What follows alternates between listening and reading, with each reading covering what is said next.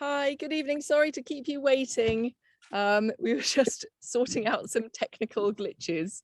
Yeah. But thank you so much for being here. It's lovely to have you. Thank you for wanting to join us to write some poems this evening. Yes, I'm really glad to see all the experts in the room. You can teach me a thing or two. And it's good to do a virtual workshop because I've been teaching virtually. So it's really nice to do something creative that isn't about, transference of knowledge in a formal setting.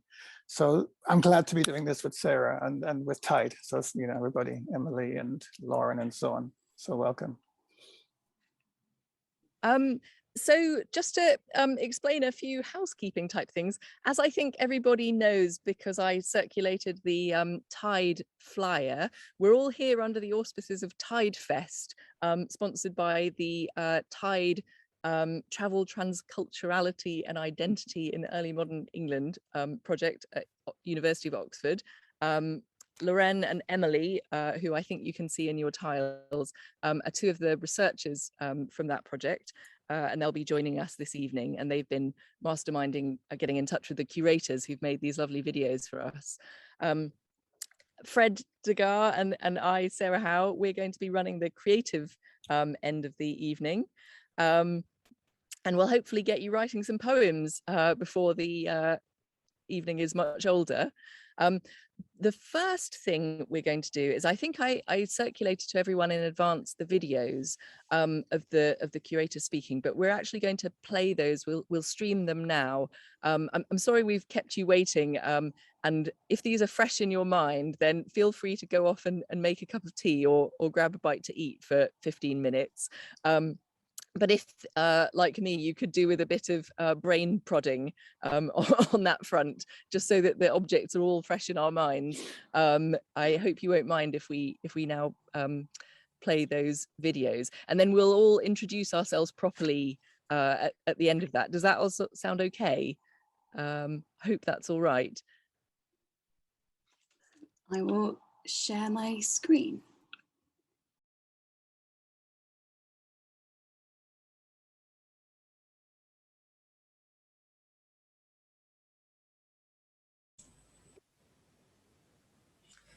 Everyone, my name is Marenka Thompson-Odlum, and I am a curator at the Pitt Rivers Museum of Anthropology and World Archaeology. The first object is a carved ivory salt cellar from Sierra Leone, circa 16th century. The vessel is a hollowed out bowl supported on 6 curved and carved supports, which are attached to a conical base. The bowl is carved with 2 raised relief crocodiles on the outside, and there are 6 carved parrots between the 6 curved supports. The supports are decorated with vertical beading, herringbone, and zigzag carved motifs. The base has a carved fleur-de-lis on either side. Salt cellars were tableware used to dispense salt and often acted simultaneously as decorative conversation pieces. This salt cellar is part of a corpus known to art historians as the Afro-Portuguese ivories, as they are part of a group of carved ivory objects that were made by specialist West African artists in the 15th and 16th centuries, but made for export to the European market by the Portuguese, specifically as items of gifts or patronage. Because of this, they are a result of a recombination of artistic elements from different cultures. They are considered hybrid because they were created for people who were not from the culture of the artist, and so they were often European in form, but the motifs and decorative elements combined West African and European cultural symbols. This particular object is part of a group of objects carved between 1490 and 1550 by Sapi artists, which is actually a term that covers many different communities of people who lived along the upper Guinea coast. The presence of the fleur-de-lis suggests that perhaps this object was destined for French nobility or a particular patron. The next object is a piped tomahawk with an iron-pointed axe blade and pipe bowl. The haft is made of wood and the blade is shaped like a bull with 2 protruding horns. The blade has a maker's stamp that reads O.B. Sprague. The blade butt forms a smoking pipe bowl. This has 3 grooves and is decorated with triangles around the mouth. The object was acquired in North America and given to the museum in 1921. Although this pipe is probably from the late 19th century, it is very similar to those recorded as early as 1650. It was a major commodity used in the fur trade that dominated northeastern North America between 1650 and 1870. It is often asserted that pipe tomahawk blades were mass-produced in Europe, modeled after Native American blades, for supply to North American fur market, but few bear standard manufacturers' trademarks, and it is more likely that most of the blades were home-wrought by American settlers. In this example, the iron blade resembles the old-fashioned spontoon or French style as it bears resemblance to the pole arms of 17th century French colonists or the curling horns which evoke the fleur-de-lis. The blade is hafted onto a hollowed wooden handle and a tobacco bowl was attached to the bowl. The handle is made of ash, a common choice as it is strong, elastic, and has soft hardwood that is easily bored out with a hot iron. The pipe tomahawk was a regular feature of peaceful dealings between white American settlers and Native Americans during the 16th to 19th centuries. Worn by chiefs as items of prestige and used in diplomatic councils, their dual nature carried a powerful message. Unless the pipe was smoked to seal the peace, war could break out. A combination of a smoking pipe and weapon, it was used in trade and diplomatic agreements between white settlers and Native Americans. Thank you very much and good luck.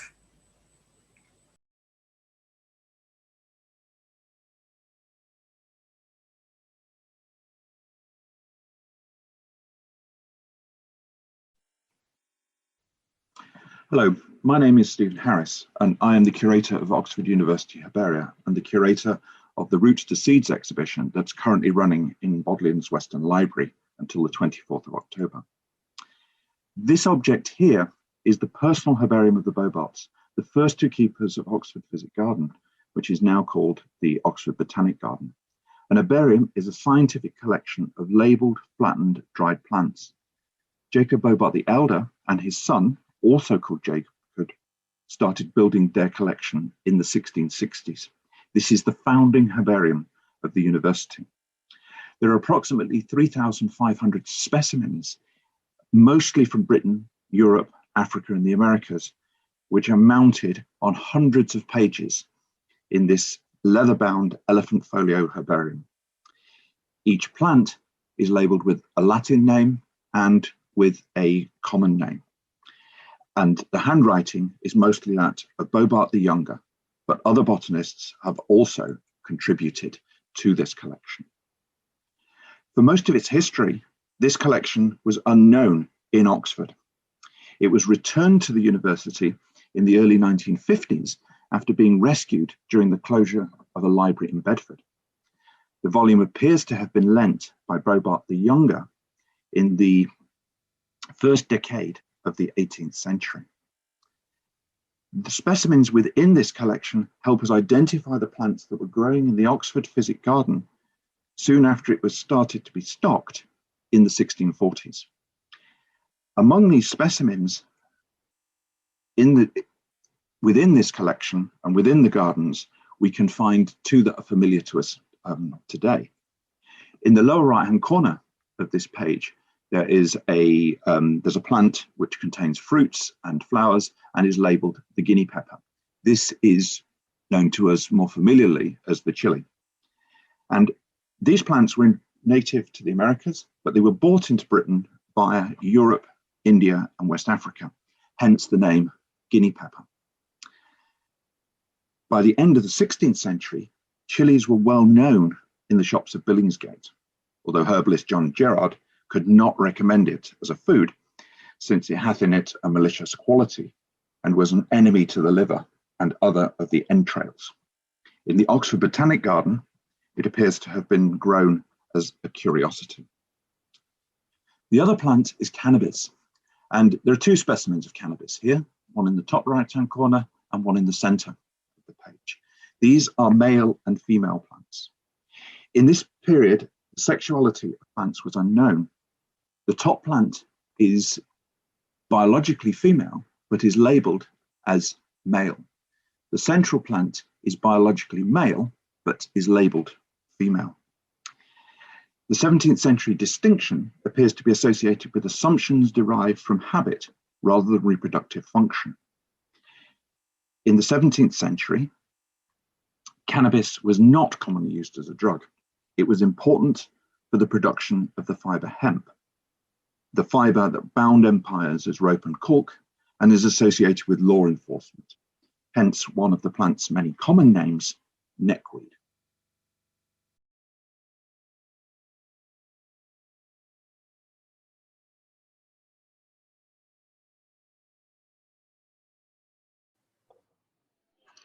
Hello, I'm Catherine Macleod. I'm Senior Curator of 17th Century Portraits at the National Portrait Gallery.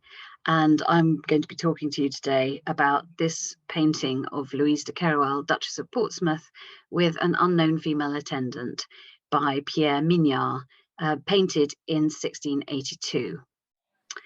So Louise de Carowell was a French woman living at the English court as a maid of honor and then lady of the bedchamber to Catherine of Braganza, the wife of the English king, Charles II. And she was Charles II's mistress in the second part of his reign, and one of the most powerful women at court. She was probably more powerful than the Queen. She had a huge number of rooms, a vast apartment in the palace that became a place where French ambassadors and people who wanted to speak out on behalf of the French court came to England and met the king, and Louise became a sort of conduit between France and England, a sort of ambassador working in both directions. At this point in 1682, she was in France on an official visit to Louis XIV, and she had her portrait painted.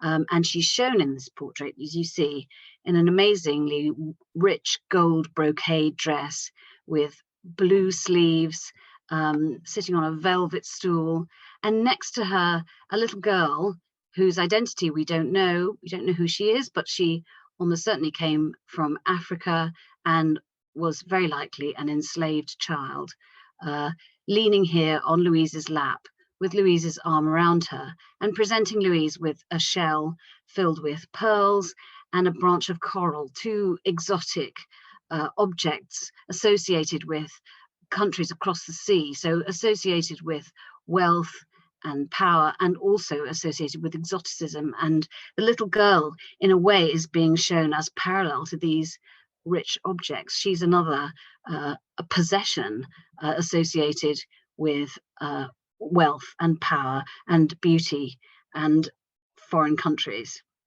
Louise is shown sitting in front of the sea herself, and that's probably an allusion to the English Channel. It's probably alluding to the fact that she's in France and she lives in England. Perhaps her heart is in England with Charles II, or perhaps she feels sad about going back to England. We don't know what her feelings were. Louise, in a strange way, like the little girl, had very little agency over her own life, although she was wealthy and powerful in theory. She had no choice about becoming Charles II's mistress. She was even possibly sent to France in order to become Charles II's mistress by Louis XIV, so that he had an ear and a voice at the English court. So there's Louise and her little slave girl, both of them perhaps thinking about their lives that seem to be superficially wealthy and full of possessions, but in fact where they themselves are in effect possessions of somebody else.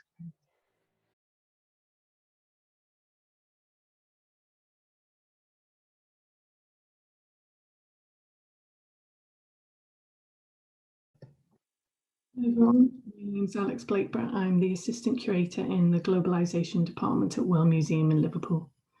So I want to talk to you about 3 ceramics in our collection. So I'm just going to share my screen with you. Okay, so this first item is a tureen. It's about 30 centimetres across and 21 centimetres high. It's made from porcelain with touches of gilding. And it was made in China for the European market, so it has a very European look to it.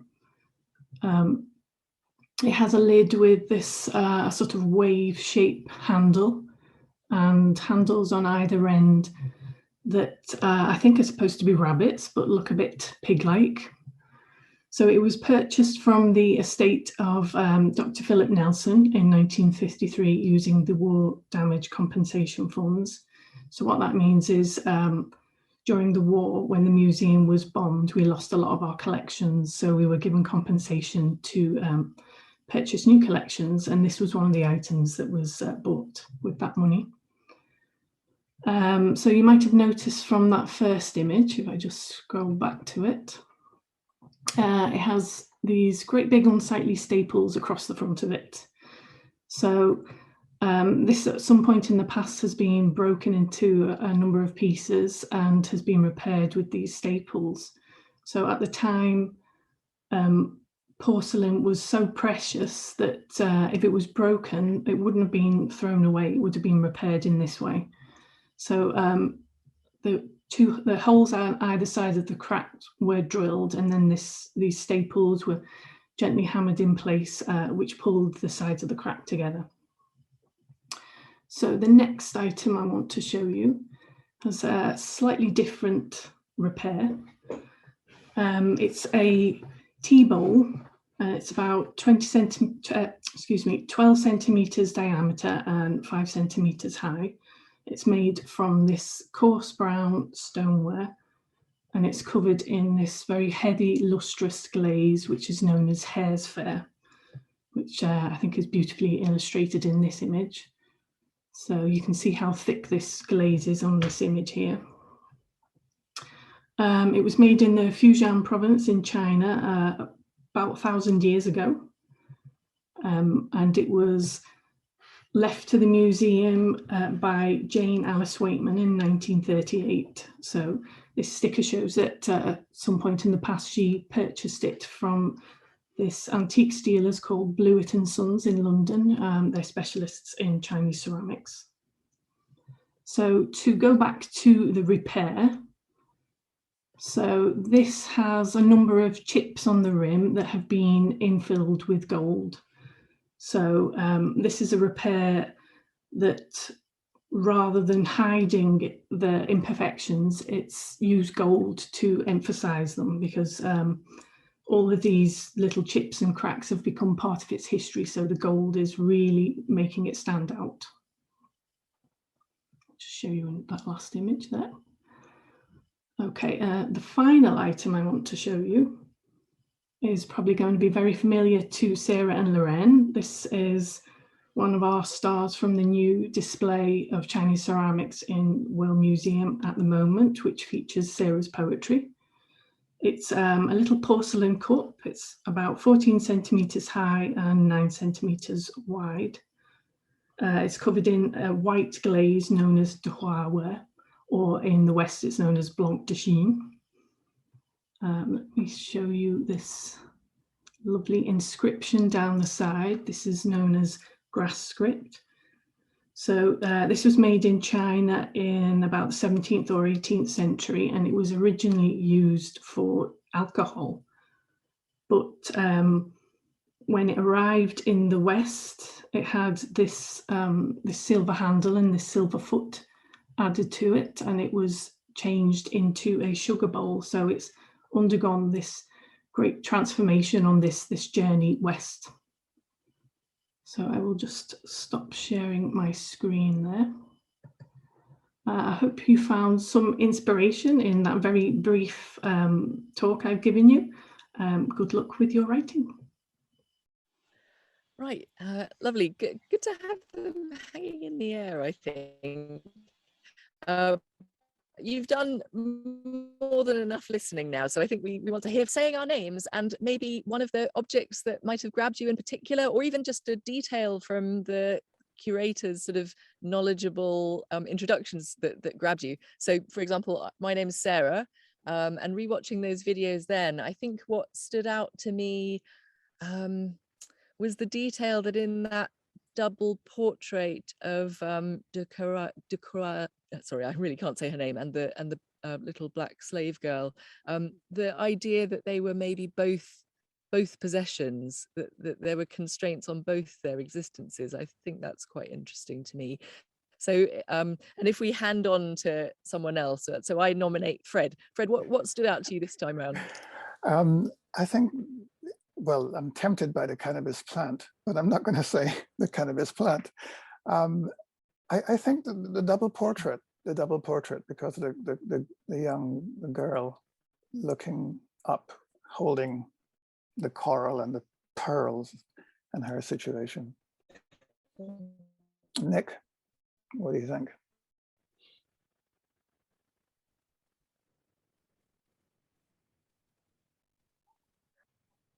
Sorry. Yeah, sorry about that. I have to go with so you're gonna hate me, but I'm the same as Sarah. I was the ownership. That was the line that intrigued me. But the other one was also just the sense of repurposing ancient things. So but we always think of that of artifacts, but we also do that with people, and the lady said this is an allusion to the English Channel, and I was like, oh, you know, and so how we everything we put in an image means something else. I think that kind of grabbed me. Mm-hmm. Can you recommend someone we should go to next? I'm going to ask each person to what Sarah began. Nick recommends. Only because I can see her on my screen, Ariana. Okay, thanks, Nick. Hi, I'm Ariana. I think the artifact that interested me most was the pipe/weapon, because I thought it was really cool that it shows that there's such a thin line between, you know, you smoke the pipe and that shows peace, but it's also a weapon. So there's a very thin line between like war and peaceful times. So yeah, I will go to Raina next. I'm so happy that you chose me, because I also was thinking about the weapon and the smoke of war. So how a pipe can be this vessel for war filtering out. I'm really interested in the movement and the forms that are created in a purposeful weapon that gathers people together, but also represents the possibility of asunder. Yeah, and I'm gonna tag Roman. Hey, I'm Roman. I was also interested in the double portraits, namely because in looking at both of the subjects, I didn't really feel like I knew either one. It's interesting that the curator said that you know, both of them were constrained in different ways. But I was really interested in what they were wearing and wanted to write a persona poem from the perspective of their dresses, because I was interested in knowing how class matters, how race matters, and then, you know, there's the whole concept of agency. Yeah, they had different constraints, but the enslaved girls' constraints were well different. So I'm really looking forward to writing about that. And I'll pass it to Clementine. Hi, I'm Clementine. I'm interested in the double portrait as well, and in just the visual contrast that's deliberately being set up between the two characters there. Yeah, so I think that might be what I focus on. And I'm going to pass it to Zakia. Hello, everybody. I'm Zakia Carpenter Hall, and I was interested in the ivory salt cellar from Sierra Leone. Interested in the different cultural influences that went into it, and the visual aesthetic of it. And then also it kind of looks to me like a world tree from mythology, and I'm trying to write a poem kind of that has that central theme or motif of the world tree. And I will pick Emily Stevenson. I will sub in. My name's Emily. I'm one of the TIDE researchers. It's really great to hear everyone's thoughts. I really like the cup, the World Museum cup with the gold filling around the edge, partly because it's so simple, and then the gold filling makes it so special. But it really, I find it really fascinating how that could be valued so highly when it looks so straightforward. In which case, I will go to Lorraine next.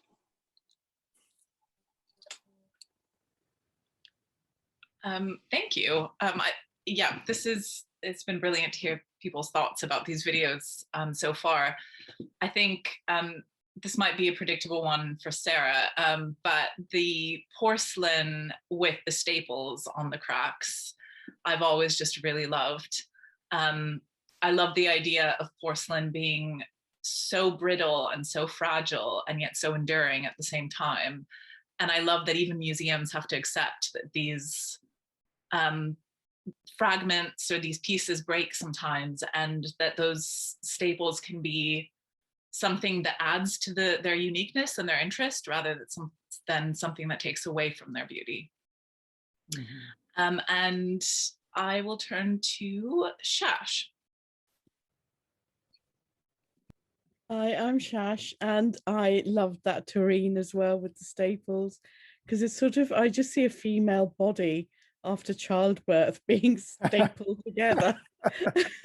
And that was a really strong image that came through. And so, yeah, it reminded me of that. So yeah, I love the painting as well, and I love history paintings. And the double portraiture was lovely as well, but I think I might want to write about the tureen if we're given a choice.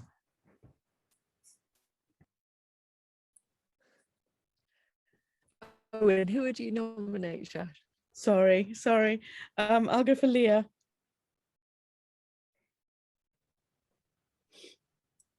Hi, I'm Leah. I'm actually also, I think, very interested in that tureen, but I think for slightly different reasons. Like the violence of the staples against the porcelain seems quite striking to me. Like the violence of the reparative process, I think, is quite present in that image, especially when it's compared to the gold repaired pot in the next kind of moment, which really kind of contrasts the way in which we can repair things very beautifully, and it's lovely to look at and it's valued, but some things are also just kind of broken in quite a odd way, and we have to pick up the pieces. And I will nominate Sarala. Thank you. Hi. Yeah, I was interested sort of for the opposite reason from Leah. I was very interested, like Emily, in the tea bowl. I just really loved the notion of those cracks and the chips and the broken things being filled in and emphasized with value, with gold, and because, you know, we're always trying to fill in flaws or fill in the cracks of history, sort of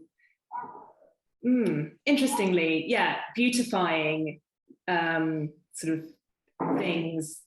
But I'm just thinking through this while I'm speaking. I'm just thinking that's actually sort of doing that. That's sort of beautifying like an imperfection. But I'm interested in that. And I thought that's very interesting. I think, have we heard from everyone? Is there anyone? Dorcia? Oh, Dorcia, sorry, Dorcia. That's all right. Hi, everyone. I'm Dorcia Smith-Silva. And I was really moved also by the porcelain, again, the vulnerability, and then the wanting to preserve that with the staples. I thought, you know, that was incredible. And also the double portrait. I was really moved when the curator mentioned the exploitation of both women. Well, you have the child and the woman, but I was really moved when she mentioned that she was sent as this, you know, second mistress. And it was sort of like a power play. So I was thinking of all the dynamics, especially of women, at that time. Like, you really don't have agency over your own self. And it was really for Louis XIV to kind of have, as they mentioned, this kind of position of this heir, you know, in this, you know, political, you know, power brokage. So I was really moved by, you know, not only the slave girl in the portrait, but also just the sense of just the female lack of agency overall at that, especially at that time period. Mm-hmm.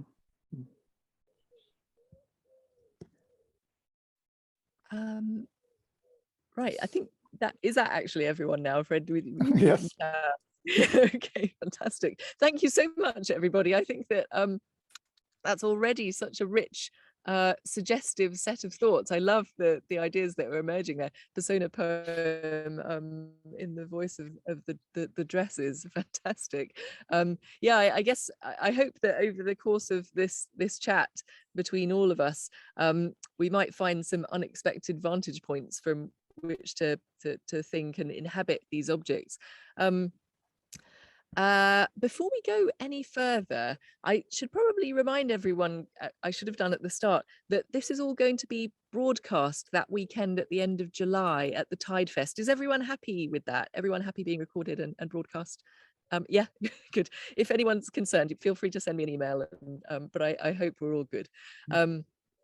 Great.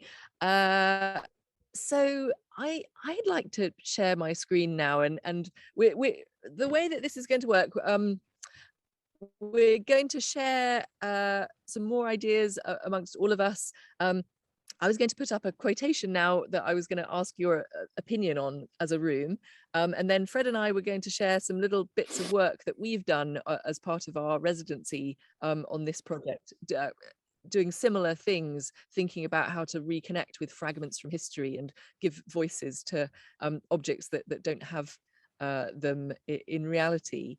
And then we'll move on to a couple of writing exercises, one faster warm-up and then one more sustained exercise where you can hopefully start to make inroads with the object of your choice. Let me try and share this with you now.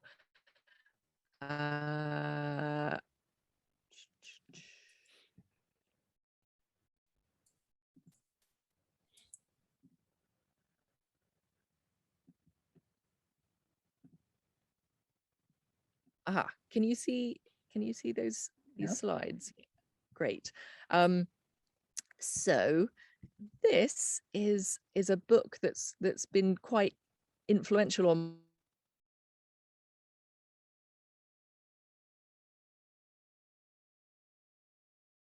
Amber Eyes, A Hidden Inheritance. It was a big hit when it came out in 2010. It's a sort of memoir of his Jewish family who were persecuted in the Holocaust in Vienna, but going further back, sort of tracing the connections that his family made with objects that they collected. They were quite rich, elite collectors, but he comes across these little Japanese objects like this hair with amber eyes that gives the book its title. And he because he's a potter himself, Edmund Dwell, he writes really beautifully about connecting with these objects and trying almost through touching them to commune with their pasts and with the people who owned them and touched them, who of course are now all lost.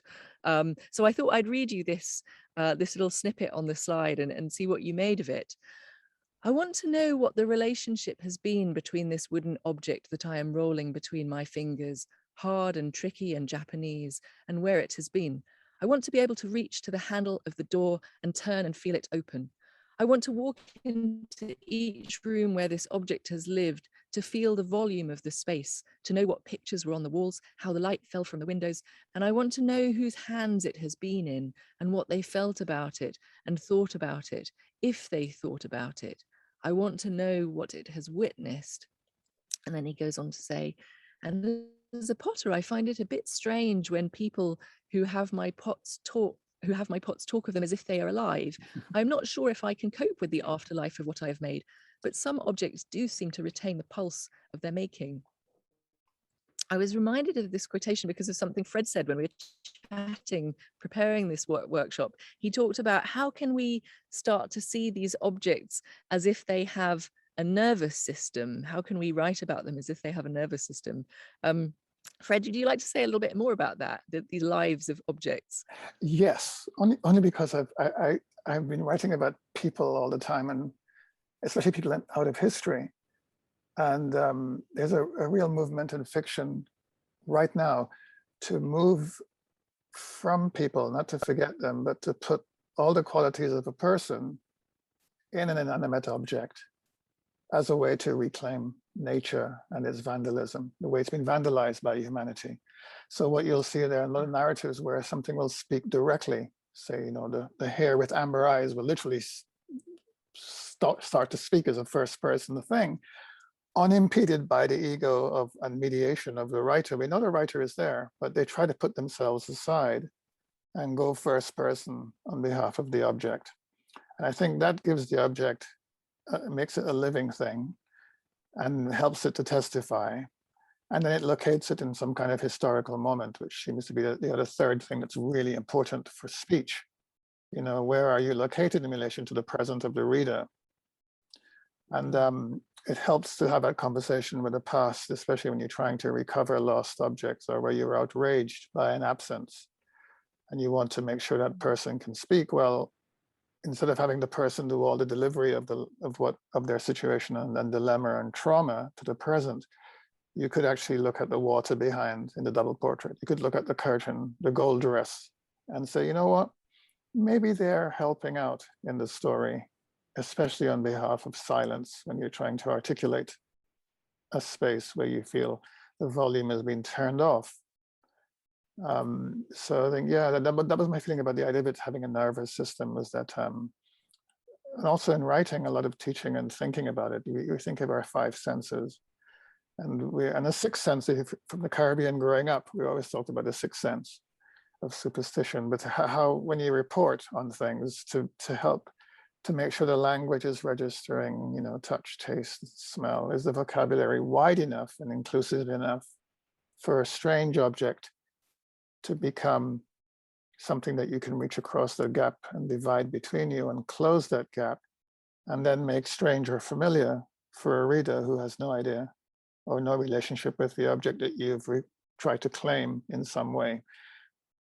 And I think, and then the last thing is to raise this ego, to get the ego out of the way, so that you're not all the time saying, look, I am speaking, but to allow the thing itself to somehow be its own front. That makes sense? It really makes sense. I think it also makes sense why I felt like I wanted to reach for the Duval. This, what you were saying about recovering loss, that part of the engagement with history that all of these objects are making us think about is the fact that it's sort of amazing that any of them have survived down these centuries, right?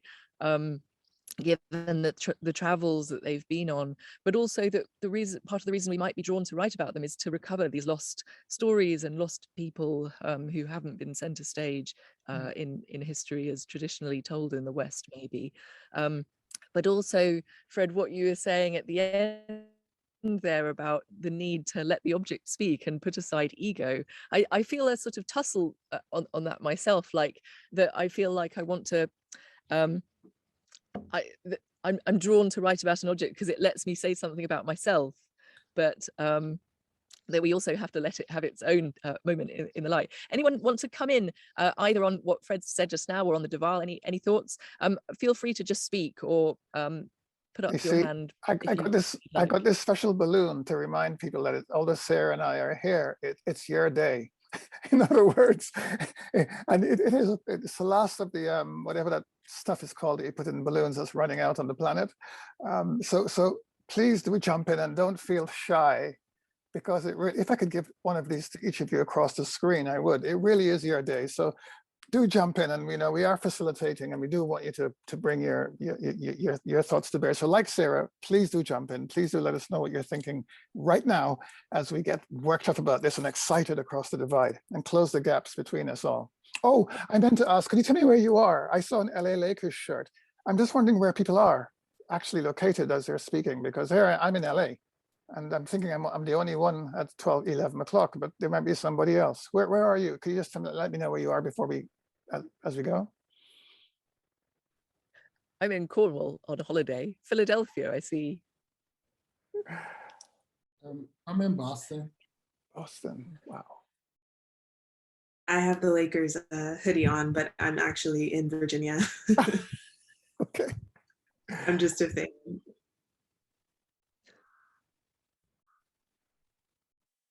London, Edinburgh, York. Yeah, all around. Okay, thank you. I just wanted to get a sense of where you are. That's great. So what's the thinking about this? If you're drawn towards, I like what the thoughts about the repair of the cup and the staples and that vulnerability and the utility of it. What would you, if you were putting a caption next to that as a poet and you had total license? I mean, what would you want to say? Would you latch onto the vulnerability of it? And the gold and its fragility, its repair. There it is. Sorry, thank you for bringing it back. Yeah, those staples.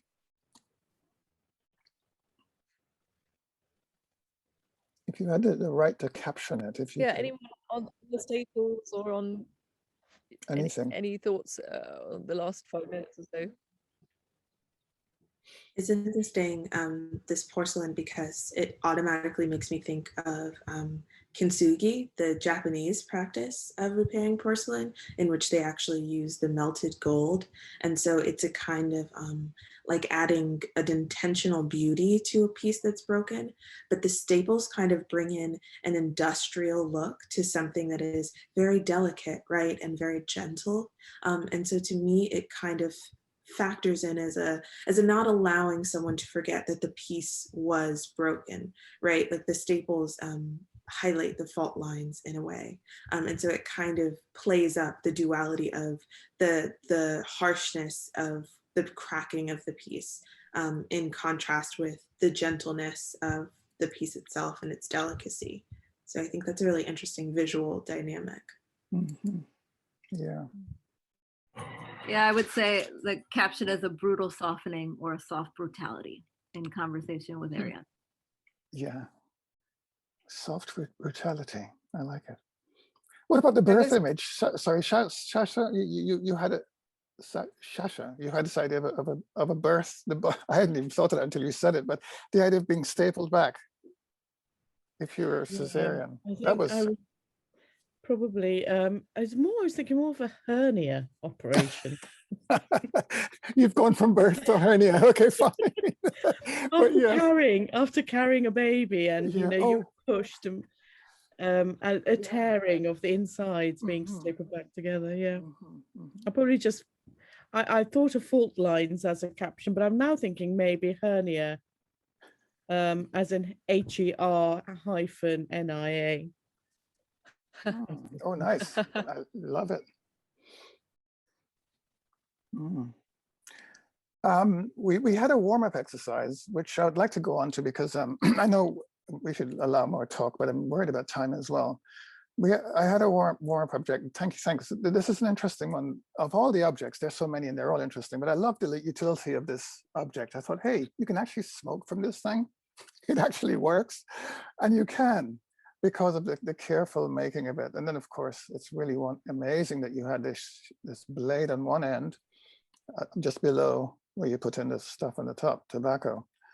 So as a warm-up, I thought, if we're in a cipher circle, we're all together in this workshop setting, if we were passing it around to each other and had a few things to say or write about it in quick response in a sensuous way to this object, both its utility and its suggestion to us, if it's trying to speak to us, and we had a chance to kind of hold it and make some notes on it, what would those rapid notes be as a way to get us kind of provoked into a condition for writing about another object or the same object in a more considered way?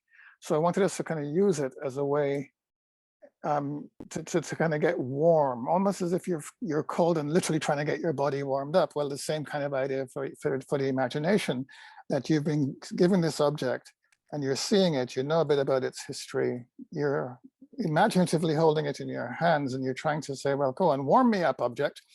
And so you're going to use your nerves to kind of jot some things down about it in a quick way.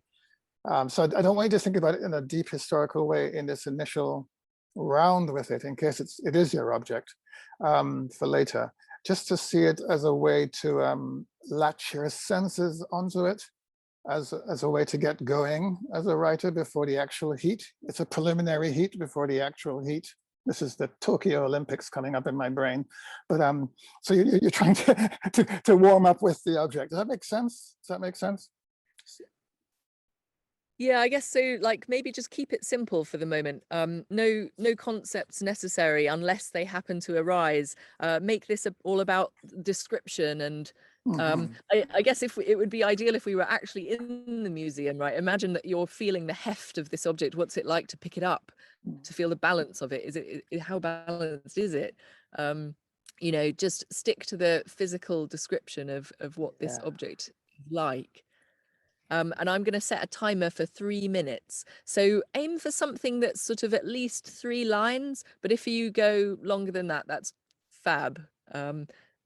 So off you go. Yeah, thank you.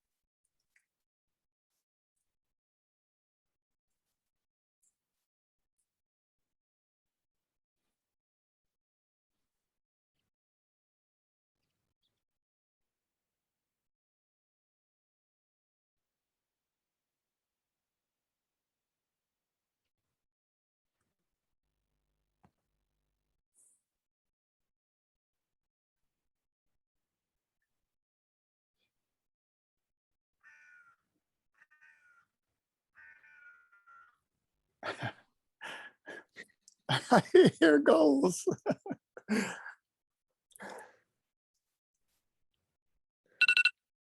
Wow. Right. That's the 3 minutes. Yes, the birds kept time. Yeah. Right. Go on, Sarah. Hand. Sorry.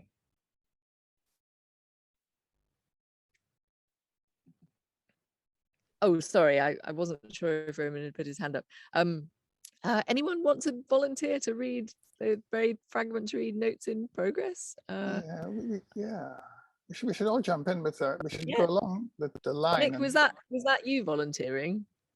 Yeah, I'll get out of the way. Thank you, Nick. I don't know if it's notes, but I just put, I knew the hands that forged you, my father the smith, his brother the woodsman, and then there was me who held you in battle. That's what I put down. Love it. Fantastic. Anybody else? Go in while the dog is quiet. Okay. Steel for brandishing. What is the weight, heft of the shellacked wood? What makes the wood shine, oil or palm wax? Shape of the flattened chisel, the edge somewhat curved like some bone that invites incision and split. Decorative holes for eyes, the face of the pull, the point just the size of the killing spot, one swoop and down. We are learning shapes in my house, 2 triangles, 1 rectangle, 5 horizontal lines. Wood, a deeper tone than walnut. What is it? Wouldn't it be strong? What is the wood of weapon making? How do you smoke this pipe? Where do you put tobacco? Cleanse spirit, rise spirit, hold and release spirit, and the spirit is war or gull. All right, thank you. Goodness me, fantastic. Well, it's extraordinary. That wasn't 3 minutes. I know, I know. It was. That's all direction. You got a head start, man. I don't know where you did that, man. There's a drug overdose in there. Cheater. You call me a cheater. No, Shash, I think you had your hand up there too. So mine is basically 3 lines. I look this way and that. Jane has faced a smooth talker, war maker. That's 3 really honed lines there already. Love Janus face. Dorcia, I think you're in my underneath Nick in my picture frame. Are you going to read? Or whoever wants to jump in.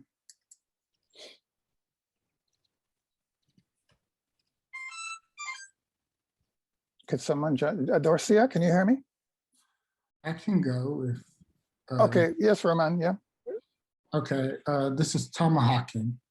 The Lenape first encountered the first goat skin in 1682 as they were cutting wood. They called me Tomahawking, the cutter of trees, the tender carrier of justice. I knew the soft curve of trees and grew to love blood, the soft folds of brain, the warm ribbons. Wow. Gosh, these are amazing. Is that also, Roman, is that 3 straight lines across? Did you go all the way to the margin or did you break the lines through? So these are just sentences. I'm gonna do what Carl Phillips does and break these up into lines. When I finish writing these sentences out. So. Okay. Anybody else? Thank you. Feel free also to just put snippets that you were pleased with in the chat. You don't have to read necessarily. Maybe we'll move on actually and have some more time for sharing after the main writing exercise at the end.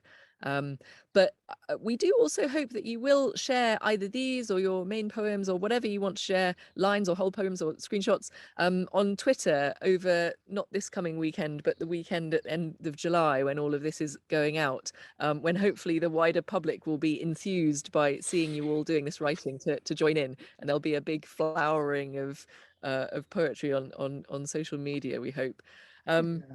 Fred, do you still want to, shall we quickly read our poems so they're floating in the air and then do the exercise? Does that sound good? Yeah, in the spirit of vulnerability and taking risks. Writing is all about that. So much of it is about that. It's about taking the chance step and seeing what happens and then being brave about it, because the feeling is actually a good feeling. Out of vulnerability comes some good productivity, I think. My poem, which someone's going to share a screen with me because I haven't got it. Yeah. It's from Tidal. This is a poem that had a number of sections from translations from memory. My previous but last book. Sorry, penultimate. So title, and it was made into a film. I mean, we'll see the film, not now, but later in the next part of it.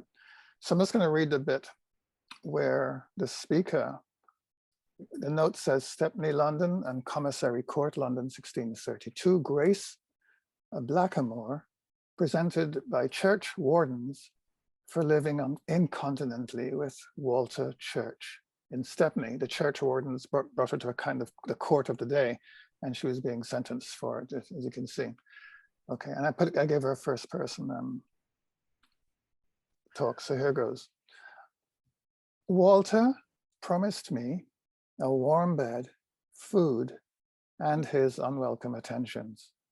I promised him nothing. At first, we slept back to back, and in our sleep, we turned to face each other, hugged for warmth, I believe. The utility of a hug grew into something sweeter. I referred to him as unwelcome attentions from that day to our last together. They dragged me into their court, said I sinned. He stayed out of the frame. They said my crime was that I slept with him, not his, for inviting me. If only I could wash him off my skin, I would wash myself clean down to my bones. But he stays with me after soap and water, his smell and his embrace, his breath, rapid as his body tightens, and he says, girl, I love you. Stay with me. And I say, thank you, unwelcome attentions. And we fall asleep back to back, wake in a full embrace. Thank you for sharing that screen.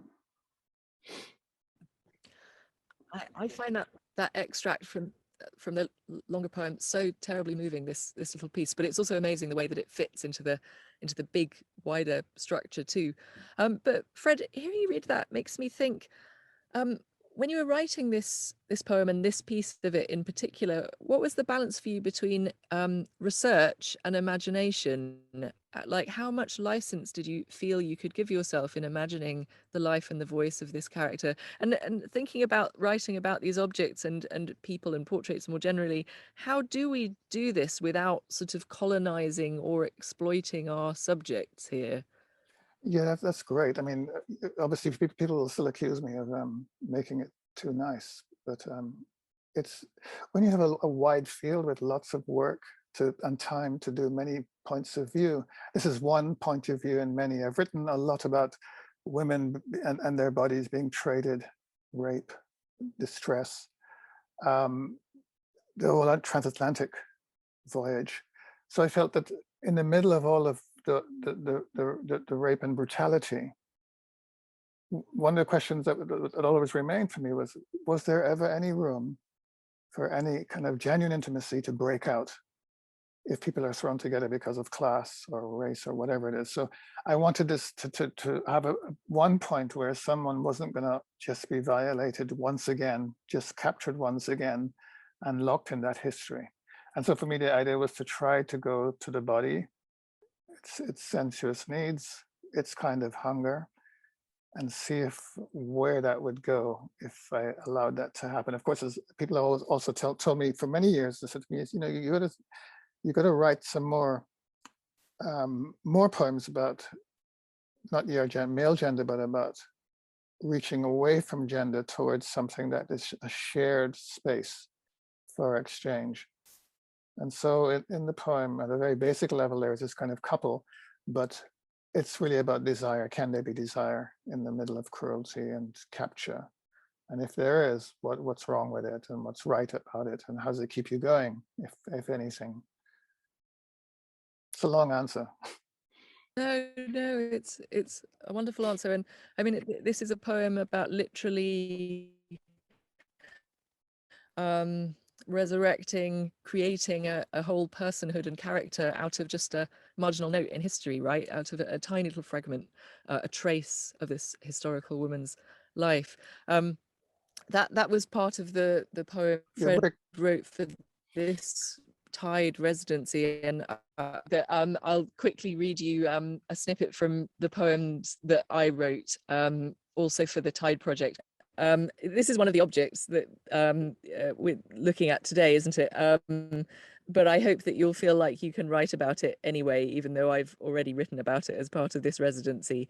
I was saying when I got cut off that I suppose quite a lot of the objects that we're looking at today are sort of culturally hybrid ones, aren't they? That they were produced in China or in Sierra Leone, but for Western European tastes and markets. And so they say something about historical contact between civilizations and peoples in a way that really interests me, because being a mixed race white Chinese person, it sort of feels this object like it explains part of where the currents that formed me came from, going back into the centuries.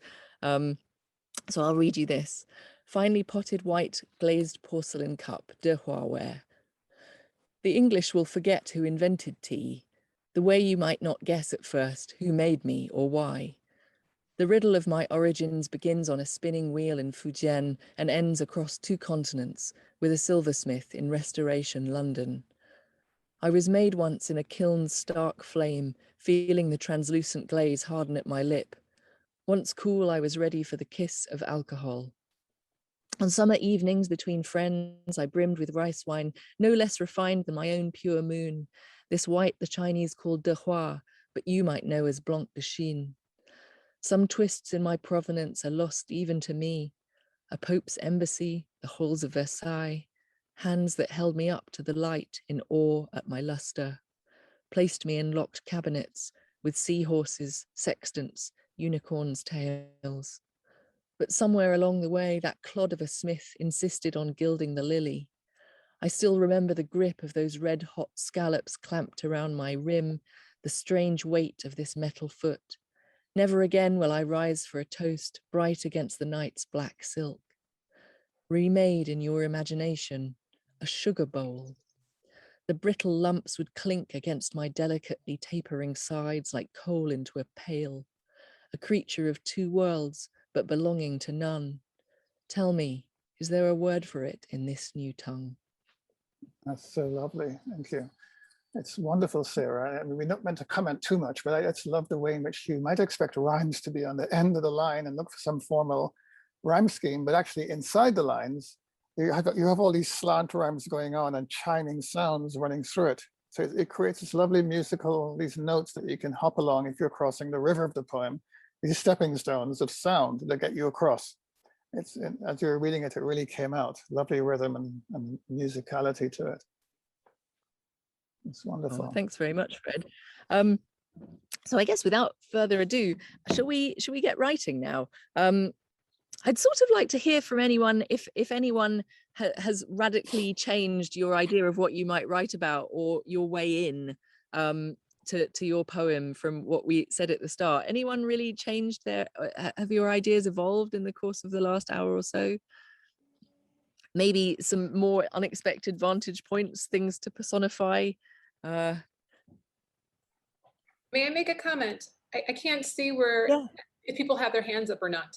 I just wanted to say that before, when you were talking about this kind of journey with the tea, I was thinking about the porcelain, because I pretty much believe that the curator said that that originally came from China. So you could really do this whole kind of, migration piece with where this piece has ended up, and you can kind of have the piece talking in different languages, and you can have whether it's Chinese or English or even French, because there's this rich history that this piece could have gone through, and even maybe through the voice of the piece talk about why it got the staples. So it could really center upon this kind of migratory journey, which I think could be really quite interesting if you're thinking of giving voice to this object. Lovely, thank you. And that sort of prepares for this set of questions that I've put up, as much for the audience at home really as for you guys, because I think that you might have quite developed ideas of what you want to write in the next 8 or 10 minutes.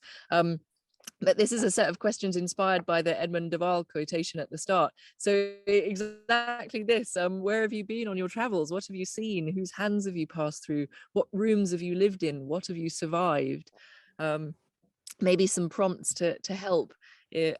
So having seen what you can achieve in 3 minutes, I think we're now going to give you 8 and ask you to set off and write those poems if that we talked about at the start, if that's all right. So I'm going to post into the, I'll stop sharing my screen. Stop share. And I'm going to repost the link that I sent you in the email of the Google document with all the images. I suspect that you all have this anyway, but in case anyone doesn't have it to hand, if you follow this link, it will take you to images of all of the objects so that you can focus on your chosen one now for the next 8 minutes. And I will set another timer, and then hopefully we can see the fruits of your labors, or at least little bits that you're happy to share in progress. Has everyone got the images to hand, and can you follow the link? Is that all right? Good. Anything else you wanted to say, Fred, before everyone goes into their writing? Good luck. Any last tips? No, just good luck. Yeah, good luck. Have fun. Okay, have fun. I'm setting the timer now. So yeah, enjoy it.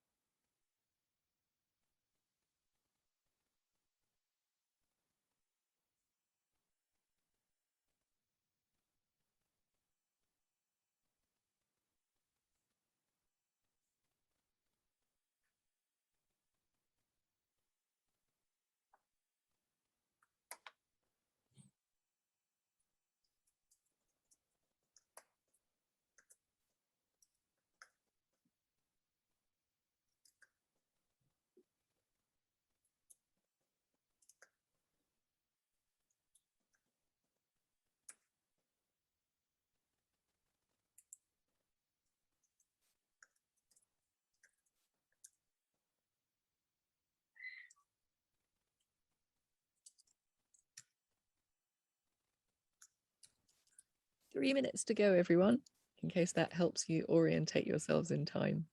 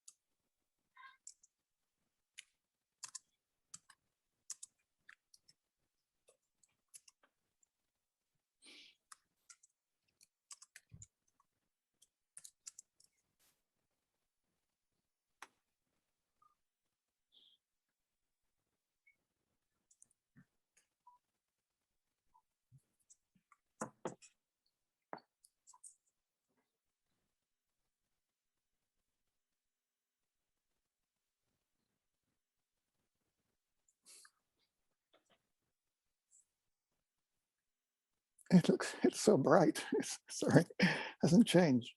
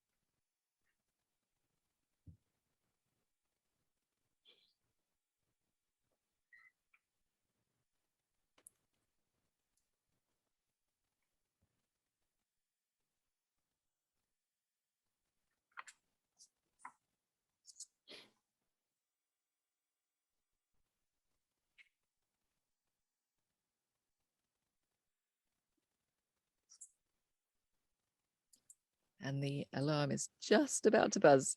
Yep, there we go. Yay. And that's time. So I hope you can finish the line or the sentence that you're working on now to your satisfaction. And if anyone's feeling brave, feel free to share either what you've got or just a few lines that you're particularly pleased with, either reading it or putting it into the chat. We'd love to see what you've come up with. Yeah, we'd love to hear.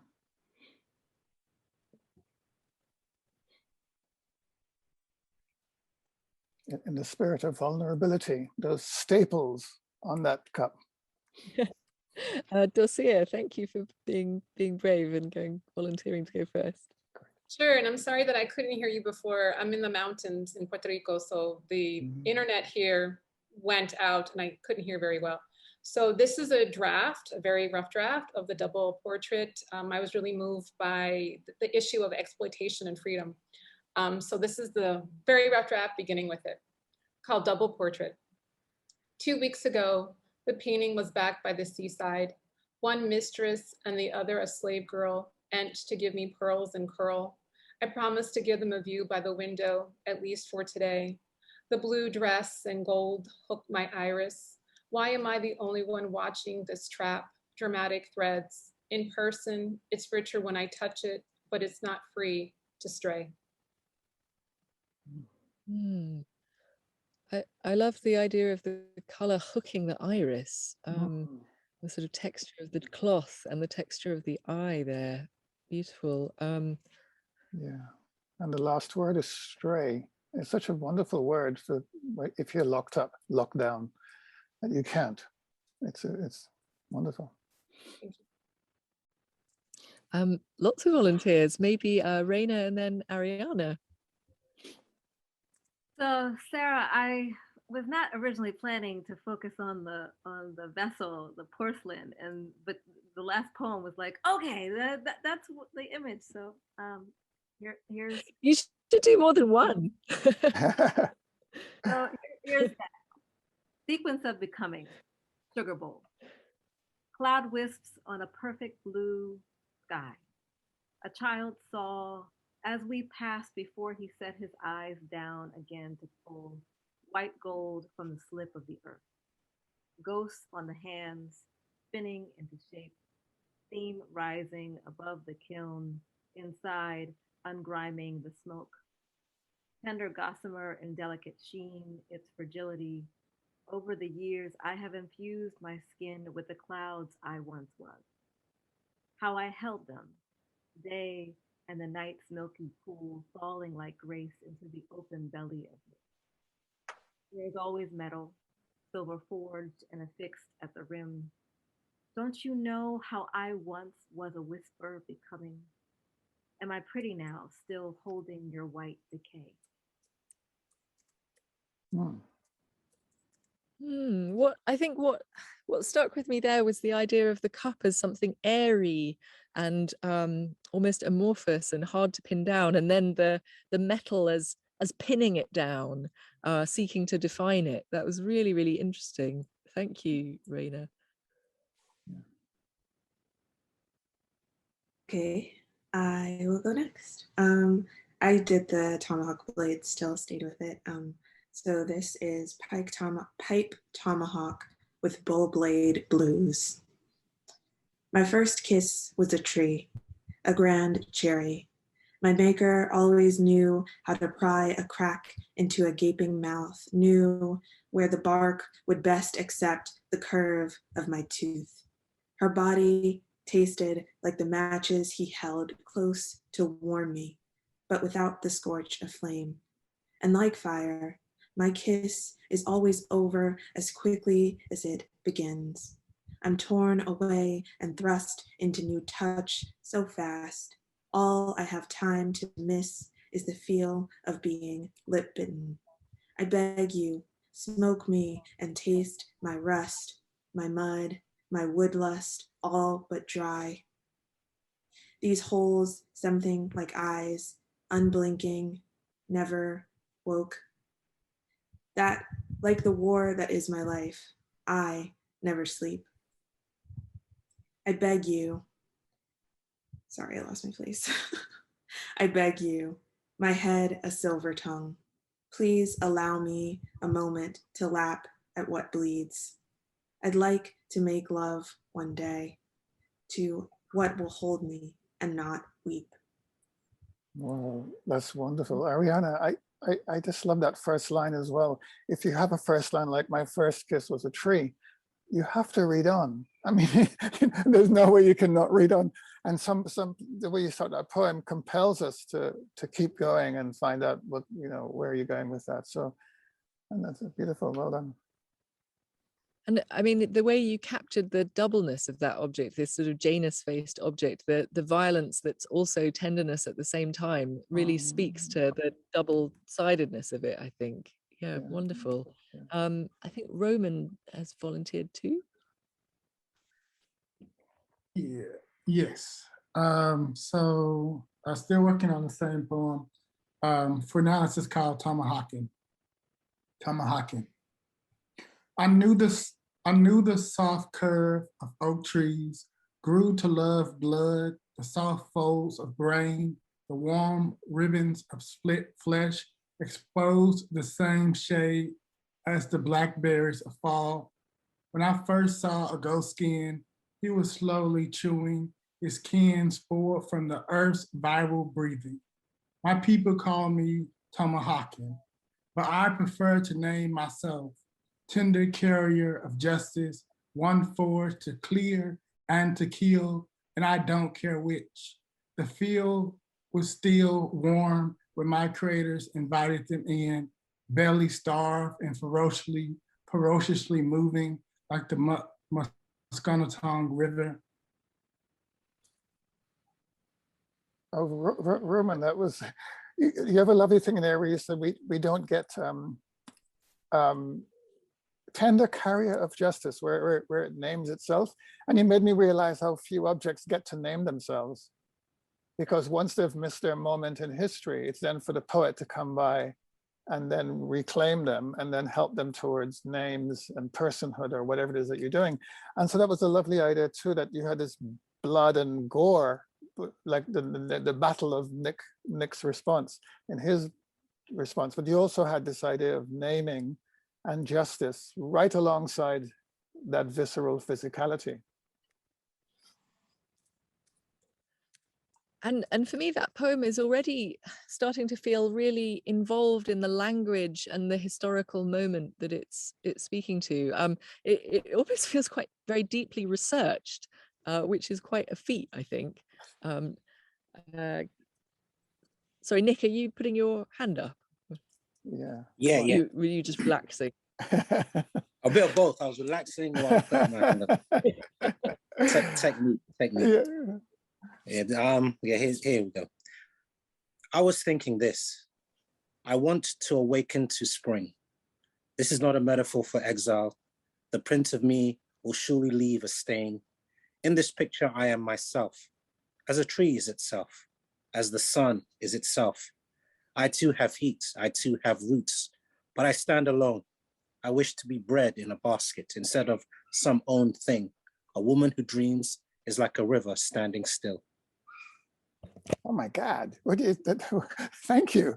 This is not a metaphor for exile. It's just a lovely, Yeah, I wrote that line down as well. Yeah, I wrote it down and thinking, okay, Nick's gonna tell us how wrong poets are to lean in those things through these objects. And you went right back and you circled around and came back with that woman and that embodiment figure, which totally shocked the hell out of me. So you had me looking over my shoulder thinking, where is Nick next going to appear?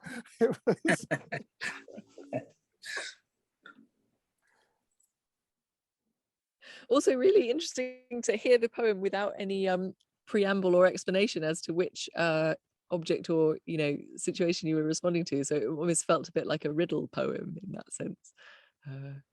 Catching up.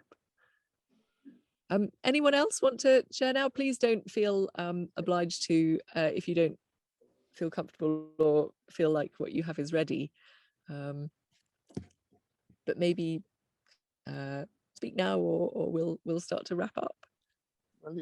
Well, I'm not Leah. Yeah, I was going to say I'm not wrapping up, but Leah, whilst you get ready, Sarah and I are doing this. We're not sharing it today because we haven't finished yet. But Sarah and I are writing around a shared object. We've picked an object together, we agreed on the object, and we're doing this backwards and forwards, responding to the object as well, which we'll have ready for by the time the workshop, the proper festival meeting comes up at the end of the month. So we are also being vulnerable and getting ready. Sorry, Leah, go ahead.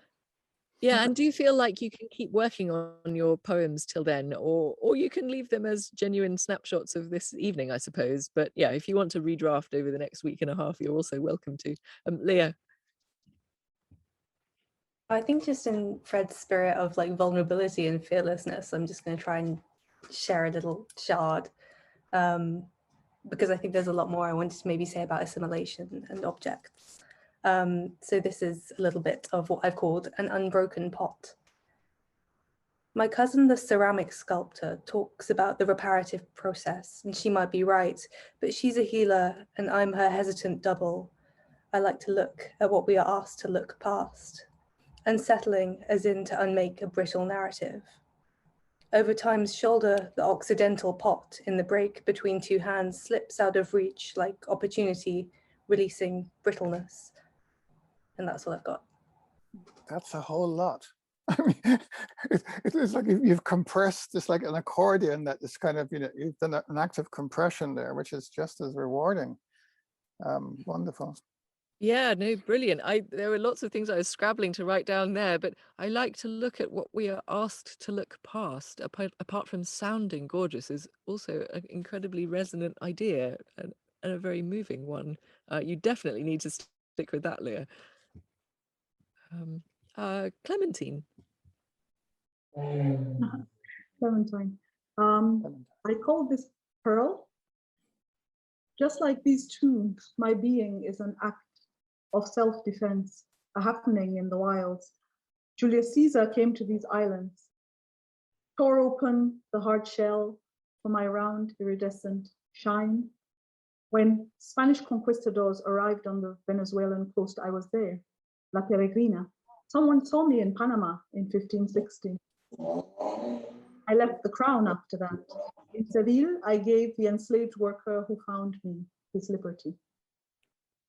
Mm-hmm. You got sorry, there's a little quick phrase that jumped out at me was this idea of a happening in the wild, a happening in the wild. It's a lovely notion of you trying to come to terms with that, because everything about our lives is so domesticated. It's nice to go back to a moment when things were uncoupled and maybe not as predictable. Also, I love the way that whole historical vistas were opening up there, you know, the conquistadors and the terrible meetings of old and new worlds. Yeah, amazing what you know, the panoramas you managed to capture there.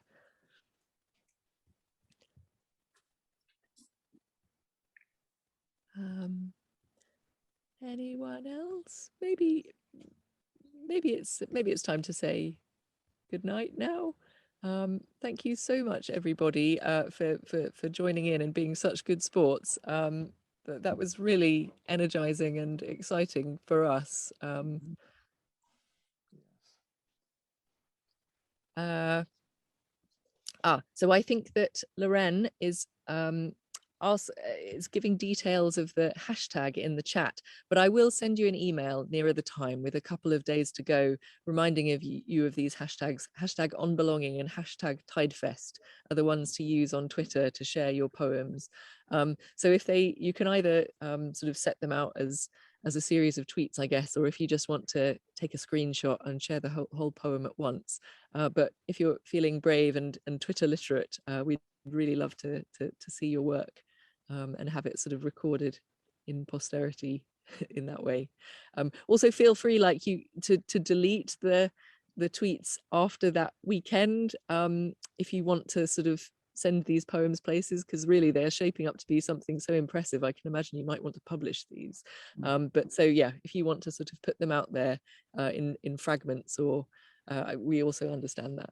Thank you so much for joining in, though, and go off and enjoy your evenings or whatever time zone you're in. Yeah, thank you. Or your mountains if you're in Peru. You're in Peru. Yes.